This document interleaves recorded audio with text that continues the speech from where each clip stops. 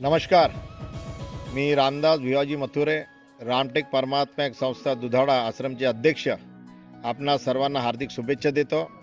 भारतामध्ये परमात्मा एक सेवक परिवार रामटेक दुधाळा आश्रम येथील सर्व सेवकांनी या जगामध्ये भारतामध्ये ह्या नव्याने रामटेकमध्ये महान त्यागी बाबा जुमदीजीचा ज्ञान केंद्र पूर्ण बनलेला आहे आणि त्या ज्ञान केंद्राचं उद्घाटन 3/4/2024ला या ठिकाणी उद्घाटन होणार आहे.